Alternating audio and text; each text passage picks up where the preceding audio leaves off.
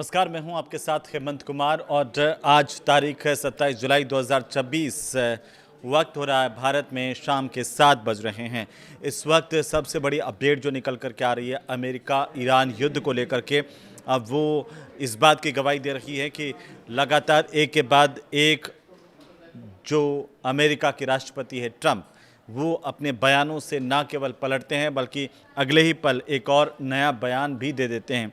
इस बार ट्रंप ने क्या ऐसा बयान दिया है जिससे उन्होंने फिर से खलबली मचा दी है अंतर्राष्ट्रीय मीडिया समुदाय में, और फिर से पलटवार उन पर ऐसा हुआ है कि अगर आप हमले की फिर सोच रहे हैं तो फिर आपको मुंह की खानी पड़ सकती है। पिछली दफ़ा जब हमने वीडियो बनाया था, बताया था कि ट्रंप ने कहा कि इस बार ईरान पर सबसे बड़ा अब तक का जो हमला है वो होगा और पूरा का पूरा ईरान तबाह कर देंगे। ईरान ने कहा कि ज़रा कीजिए तो सही, हम भी आपको मुंह तोड़ जवाब देने के लिए तैयार बैठे हैं और अमेरिका की एक एक हरकत का मुंह तोड़ जवाब देंगे। हुआ ये कि कुछ देर बाद ट्रंप पलट गए और फिर हमला रुक गया। इससे पहले आपको याद होगा जब शुरुआत में भी ट्रंप ने इस तरह के 2-3 बार बयान दिए थे, कहा था कि ईरान का नक्शे से इस बार नामो निशान मिटा देंगे, आज की रात ऐसा हमला करेंगे कि ईरान भूलेगा नहीं। ईरान ने वही चीज़ें वापस दोहराई थी और कहा था कि एक बार हमला करके देखिए, उसके बाद अगर वैसा ही जवाब ना मिले तो कहना। लेकिन अब आखिरकार ट्रंप फिर से ऐसा राग क्यों अलापने लगे हैं? इसी बीच अंतर्राष्ट्रीय मीडिया में इस तरह की खबरें आई कि अमेरिका के पास हथियारों का जखीरा बहुत तेज़ी के साथ कम हो रहा है, क्योंकि युद्ध लगातार लंबे समय से चलता आ रहा है। ईरान की तरफ से जिस तरीके के अटैक हुए हैं, जिस तरीके के जो हमले किए गए हैं ड्रोन के ज़रिए, उनसे अमेरिका के हथियारों के संग्रह को बहुत बड़ा नुकसान पहुंचा है।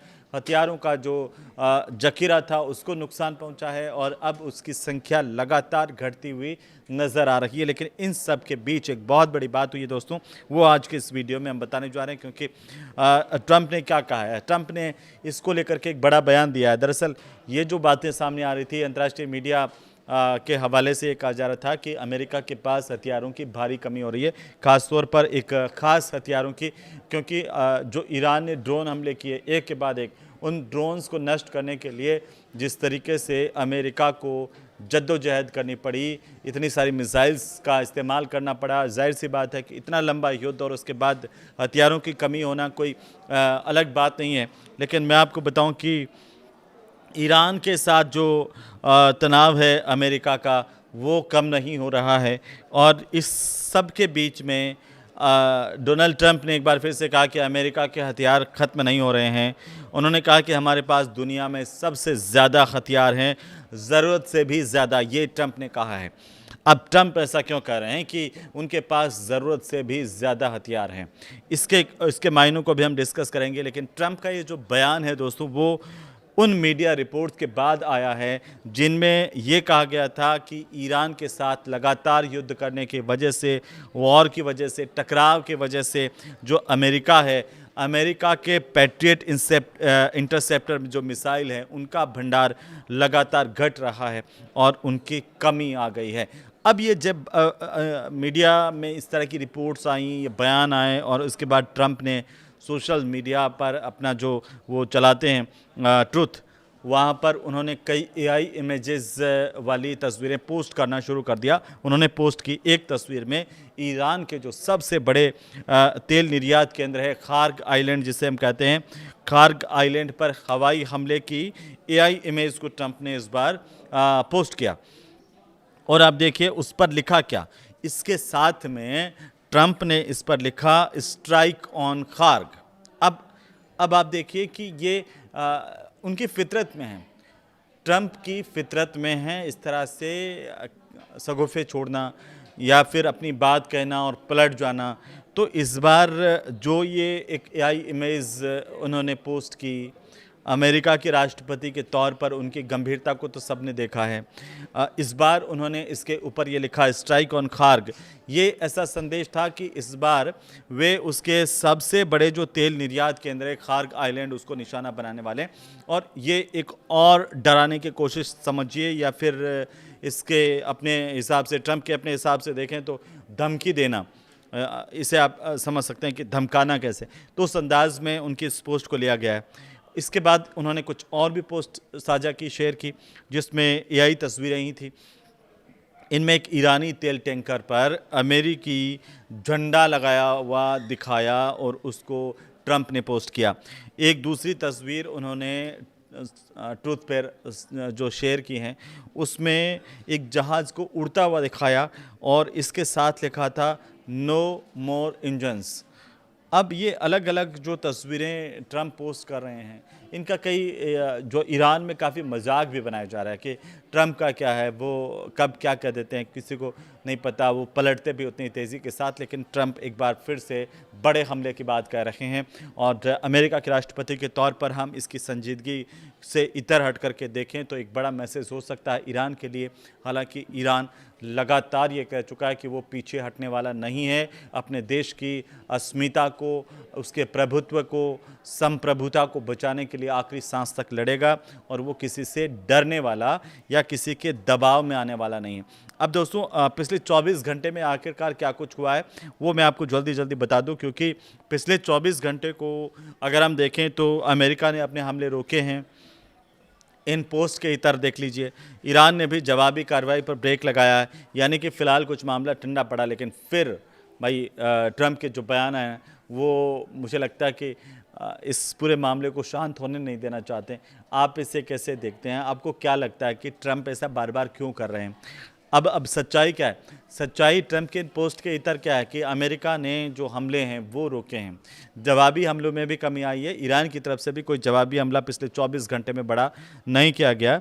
और 3 रात की अगर हम बात करें, 3 रातें जो पिछली 3 रातें हैं 27 जुलाई से 26 जुलाई की 25 जुलाई की रात है, उसमें क्या हुआ है, ईरान पर कोई हमला अमेरिका की तरफ से नहीं किया गया है, जिसकी अंतर्राष्ट्रीय मीडिया ने भी रिपोर्ट नहीं किया है।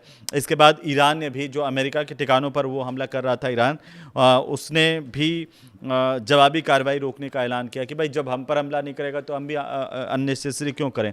लेकिन ट्रंप ने कहा कि बातचीत का मौका देने के लिए हमले रोके गए। बातचीत क्या दोबारा शुरू होगी? आपको क्या लगता है बताइए कमेंट करके। दूसरी जो बड़ी बात आई वो है कि हॉर्मुज स्ट्रेट पर तेल टैंकर में धमाका हुआ। दोस्तों वो हॉर्मुज स्ट्रेट में समुद्री एक माइन से टकराने पर यहाँ पर एक तेल का टैंकर है उसमें विस्फोट हो गया।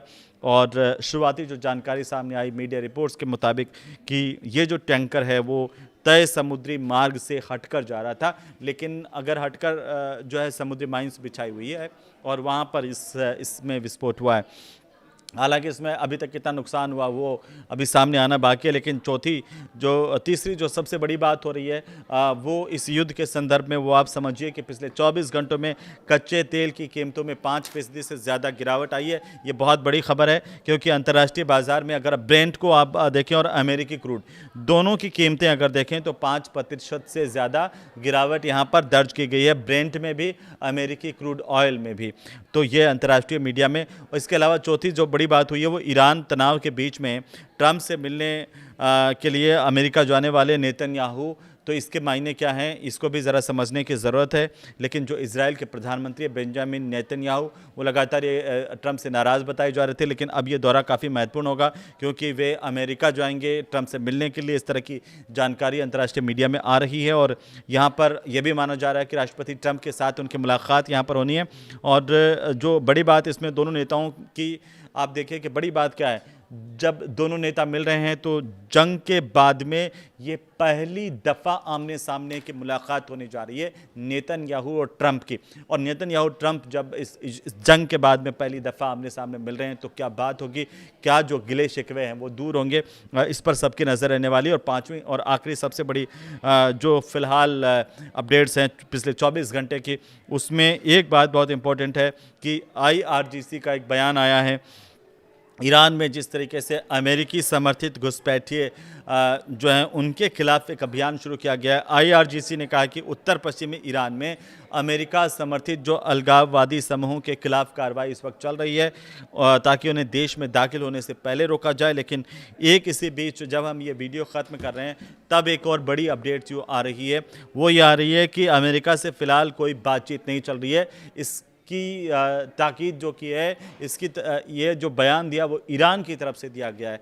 ये स्पष्ट किया गया, जो ईरान के विदेश मंत्रालय हैं उसकी तरफ से ये कहा गया कि फ़िलहाल अमेरिका के साथ उनकी कोई बातचीत नहीं चल रही है।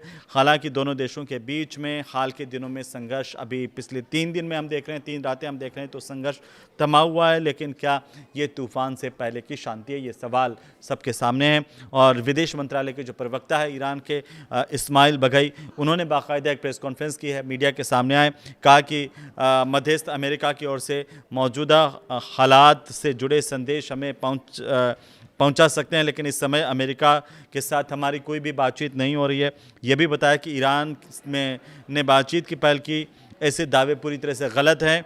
और बघाई के मुताबिक दूसरी तरफ समय समय पर इस तरह की बातें फैलाई जा रही है, ये आरोप अमेरिकन्स पर लगाया लेकिन उन्होंने ये साफ कर दिया कि अभी किसी मध्यस्थ के ज़रिए भी उनकी कोई बातचीत अमेरिका के साथ नहीं हो रही है। आपको क्या लगता है कि ये जो हमला रोका है अमेरिका की तरफ से, उस दौरान बातचीत जैसे अमेरिका कह रहा है, हालांकि अमेरिका की बात पर भरोसा किसको है, लेकिन अमेरिका जो कह रहा है कि हमने हमले इसलिए रोके हैं क्योंकि बातचीत का मौका देने के लिए, ईरान कह रहा है कि भाई हमने तो कोई बातचीत, हमारी और अमेरिका की अभी बातचीत कोई नहीं हो रही है, ना ही हमने कोई बातचीत की पहल की है। तो हमारे खिलाफ ये जो गलत जानकारी है वो कुछ लोग फैला रहे हैं कि ईरान बातचीत के लिए जो है वो आगे आ रहा है, बातचीत की पहल कर रहा है।